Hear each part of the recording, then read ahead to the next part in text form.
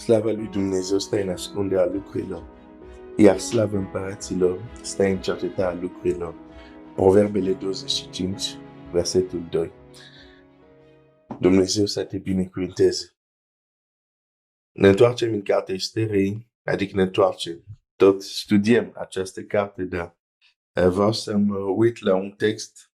De fapt, să ne uităm la câteva versete și apoi să mergem puțin în Noul Testament. Să mai vorbesc despre un lucru care am început. La început am vorbit despre el.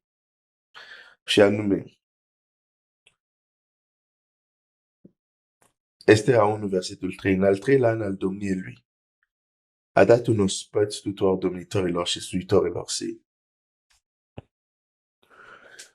Apoi vedem și Estera dă un ospăț. De fapt, el dă două. Pentru cei mai mari și apoi pentru cei din capitală. Apoi Estera dă un ospăț. Deci vedem că a mâncat. Ospățul care este a mâncat, dar nu numai. Este a se bucura, este a celebra. Ospățul are un loc important în împărăție. Ca Domnul Iisus la un moment dat și veți vedea pe Avram și pe cutare la masă în împărăția lui, Dumnezeu vorbește de un ospăț. Când spune pilele despre împărăție, vorbește ca și cum este un om care a organizat un ospăț și a chemat, dar cei care au fost chemați n-au venit. Ospăț. O să vorbim puțin de mâncare. Ceea ce mănânci are un loc important în viața ta. Un copilul nu crește doar pentru că părinții lui își doresc să crească copilul. Nu. Un copilul crește pentru că este hrănit.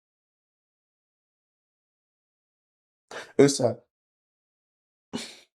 la fel cum pe acest plan direct sau material, fizic, se spune nu așa, nu tot ce zboară se mănâncă. Sau să cel puțin se spune în România expresia asta. Nu tot ce zboară se mănâncă. Tot așa,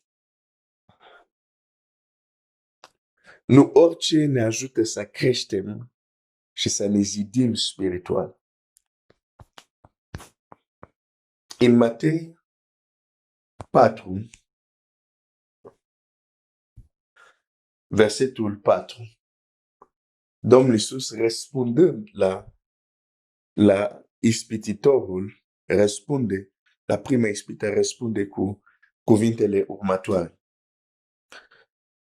Este scris că omul, drept răspuns Iisus i-a zis, este scris, omul nu trăiește numai cu pâine, ci cu orice cuvânt care iese din gura lui Dumnezeu. Deci cuvântul lui Dumnezeu este comparat ca o mâncare. Omul nu trăiește doar de ceea ce mâncăm direct, de ceea ce avem în farfurie, ca să zic așa, dar de orice cuvânt care este din gura lui Dumnezeu. Deci cuvântul lui Dumnezeu este o mâncare. Dar e important ce mâncăm. Pentru că chiar în acest text în Matei există unul care citează cuvântul lui Dumnezeu, ispititorul, citează cuvântul lui Dumnezeu mai departe, la următorul verset. Citează cuvântul lui Dumnezeu, îmi vine să zic, în casa lui Dumnezeu și totuși ce spune este venin. Hai să citesc versetul următor. Atunci diavolul l-a luat în sfânta cetate, l-a pus pe strașina templului și i-a zis, dacă ești Fiul lui Dumnezeu, aruncă-te jos, că ce este scris, El va porunci îngerilor săi să vegheze asupra ta și ei te vor lua pe mâini, că nu cumva să te lovești cu piciorul de vreo piatră. Hmm. E foarte interesant. Deci Domnul Iisus era în pustie, dar a doua ispită, diavolul îi ia Domnul Iisus unde se duce în cetatea sfântă. Pe stai puțin, e diavolul, n-are ce căuta acolo. Dar mai grav, unde se duce? La templu. Pe nu, acolo e casa lui Dumnezeu, ar trebui să fie speriat. Nu, nu, nu. Mai ales când ceea ce se întâmplă în templu seamănă cu ceea ce este el. Știm că mai târziu Domnul Iisus intră în templu și zice, casa mea, este scris, casa mea va fi numită o casă de rugăciune, dar voi ați făcut-o din ea o peșteră de tâlhar. Deci diavolul n-avea nicio problemă să se ducă la templu. A doua ispită chiar se duce la templu, într-un loc religios. Ei sunt într-un loc religios, la templu. Diavolul vorbește cuvinte din Biblie. La templu. Și totuși ceea ce zice este venin. În această dimineață, vreau să citesc un alt text. Uite. Și spune așa în Matei 16, cu 6. Iisus le-a zis, luați seama și paziți-vă de aluatul fariseilor și a saducheilor. Ucenicii se gândeau în ei, ziceau, ne zice asta pentru că n-am luat pâine?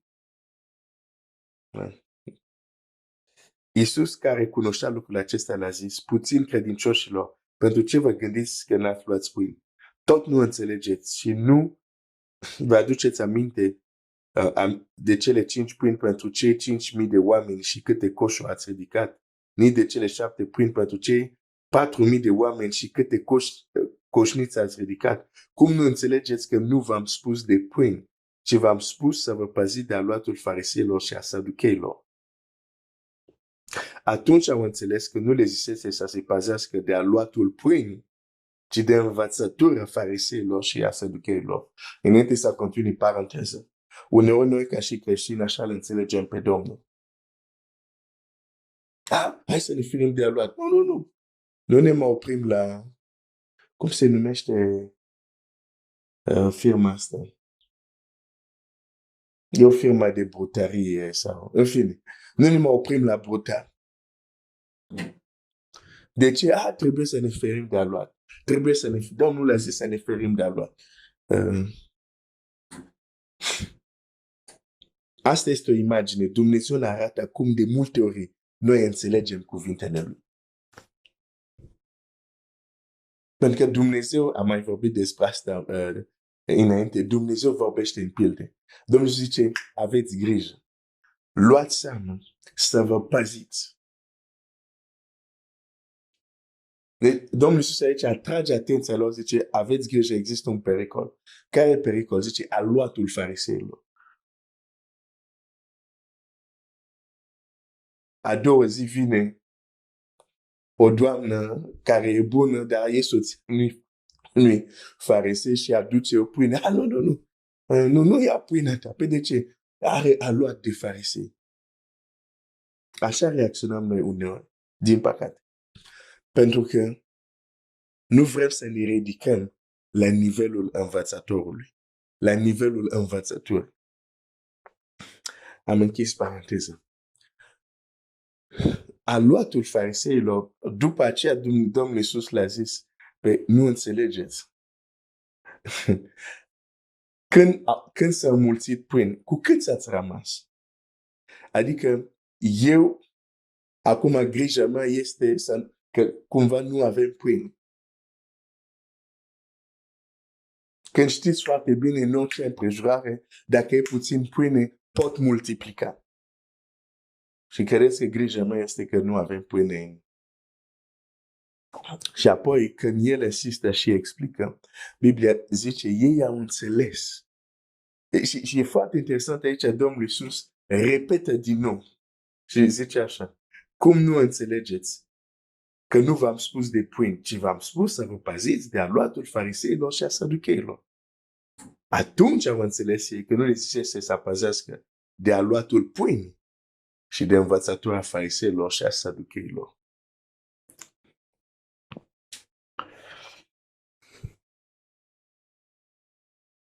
Hmm. Învățătura lor. Cine sunt farisei și saduchei? Nu sunt pagani.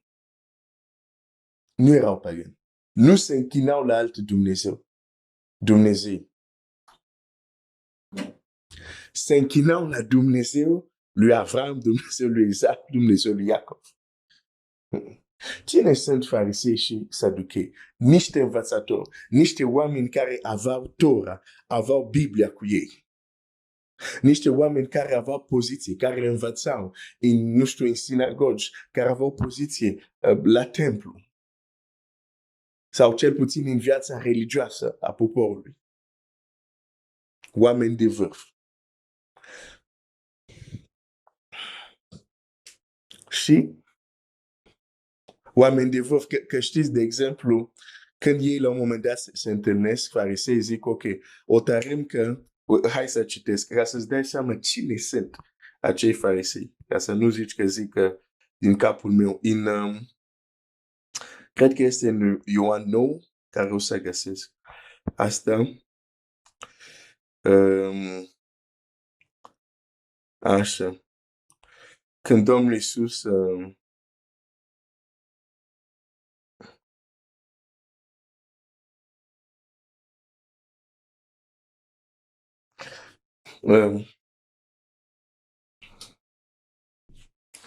când Domnul Iisus vindecă un om, citim, găsești asta în capitolul 9 din Ioan, părinții omului le este frică să răspundă.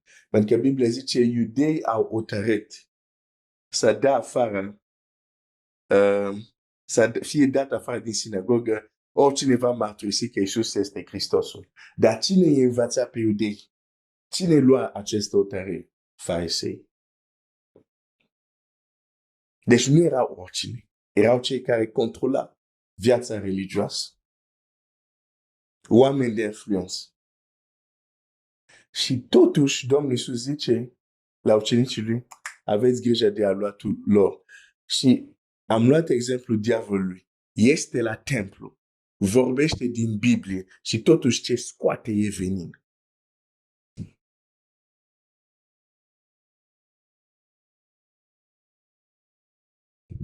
Deci putem să fim într-un context religios. Poate să vorbească cineva care este religios, poate să vorbească chiar din Biblie și totuși ceea ce scoate să fie venin.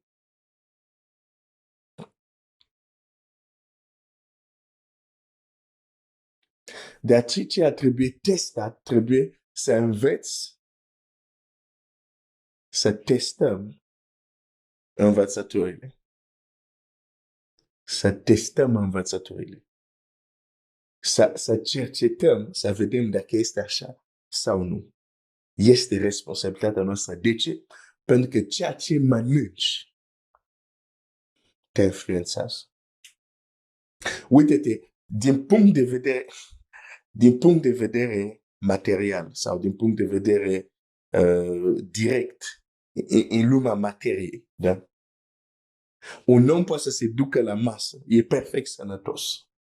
Se ridică de acolo, din cauza ceea ce a mâncat, se duce acasă și este bolnav și chiar poate să moară în funcție de ce s-a pus în farfurie. Deși mâncarea putea să fie foarte bună, dar dacă s-a pus o travă, e de ajuns să-l omoare. Doar ce a mâncat. Există oameni care au murit spiritual din cauza unor otravă, din cauza unor învățători. De aceea Domnul zice, aveți grijă. Și de ce zice, luați bine seama și aveți grijă? De ce? Pentru că de obicei avem grijă de învățături externe. Asta e o învățătură islamică. Asta e, nu știu, budistă. Și atunci, deja ai grijă că zici, ok, nu are legătură cu creștinism. Dar Domnul zice, aveți grijă de învățătură, de aluatul. Învățătura farisei și a saduchei. De ce spun asta? Personal, observând diverse faze de, să zic, de viață în împărăția lui Dumnezeu. mântuit prin harul lui, am remarcat un lucru. În diverse faze, perioade ale vieții creștine că am avut, în funcție de ce mâncam ca și învățătura, mă dezvoltam altfel. Creșteam altfel. Sunt mulți creștini care spun, vrem să creștem, vrem să devenim spiritual, au o motivație bună, corectă. Și totuși nu cresc și nu-și dau seama că nu trebuie doar să-ți dorești să crești, nu trebuie doar să și mănânci, trebuie să ai grijă că ce mănânci e ceea ce trebuie pentru creșterea ta.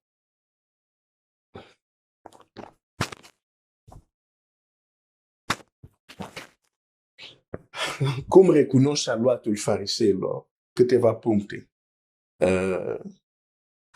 Mâncarea are un loc important. Ceea ce mâncăm și spiritual este important. Când recunoaștem aluatul fariseilor, uneori, un numărul 1. Foarte, nu o să mă duc să citesc texte, o să le citesc doar, să nu fiu prea lung. Numărul 1. Foarte restrictiv. Chiar și pentru a respira, parcă trebuie să cer voi. Foarte restrictiv.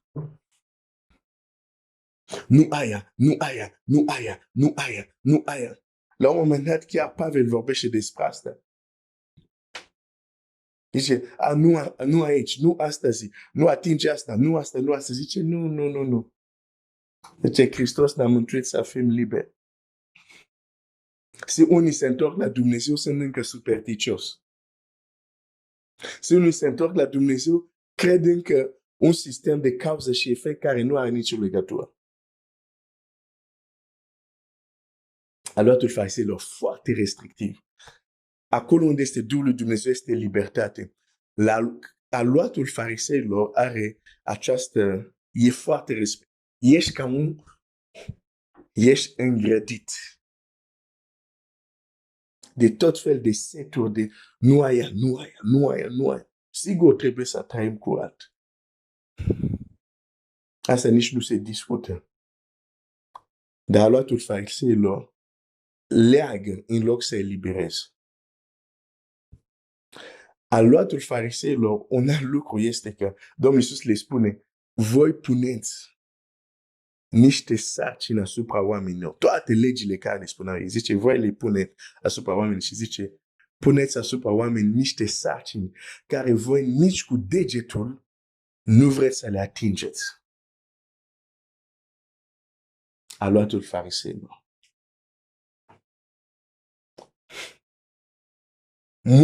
Multe teorie. Multe teorie. Practică zero. Aluat de farisei. Teorie care sună bine, dar practică zero. Zice, puneți sarcini asupra oamenilor, dar voi înși vă nu le atingeți. Domnul Iisus ce predica făcea? Ce făcea? Predica. Aluatul de farisei. Foarte restrictiv. Foarte teorie. Foarte mare. Aluatul fariseilor. Deci, impactul care aduce în învățătură. Și Domnul Iisus chiar merge pe departe, zice, voi nu intrați în împărăție și nu lăsați cei care vor să intre. Există învățătura care, până atâta timp când le vei crede, nu vei putea intra în anumite lucruri care Dumnezeu are pentru tine. Am trăit asta în personal, văd asta în jurul meu. Există învățători care te împiedică să intri, să mergi mai departe. Aluatul fariseilor.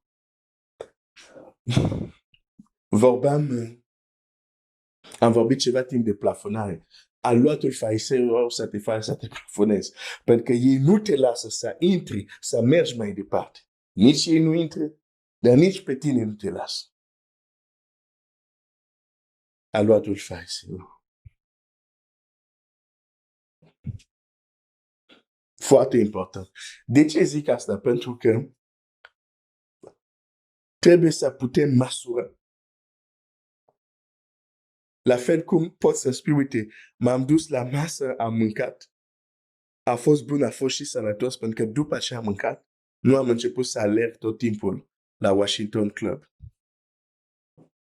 Washington Club WC. Nu.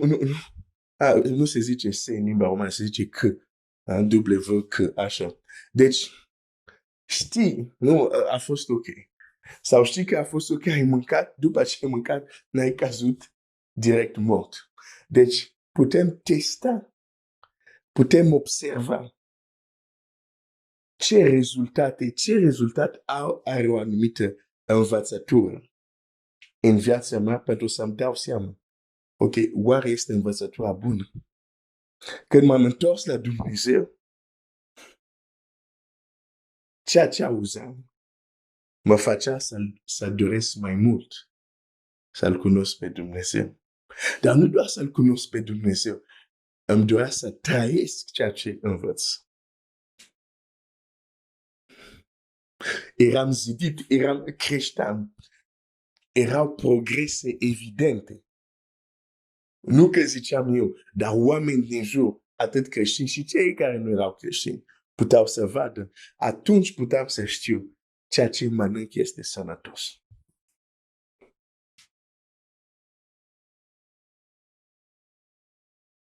Mâncarea are un loc foarte important.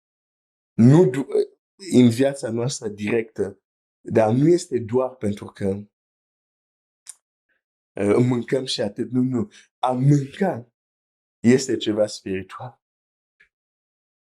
Are o dimensiune spirituală foarte importantă și o să închei cu câteva exemple. Deci, trebuie fiecare să avem grijă.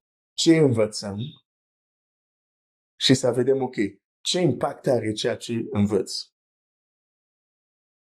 Ce impact are? Termin doar cu câteva exemple. În grădina Edenei, singura oprire care Adam a primit era legat de mâncare. Singura oprire. Când copilul Israel trebuia să fie eliberat în Egipt, în noaptea care au fost eliberat, au mâncat, Biblia zice, au mâncat Paștele. Când Domnul Iisus vine, spune, eu sunt pâinea vieții. Cine nu mănâncă, nu are viață în el. Vorbește din nou de mâncare.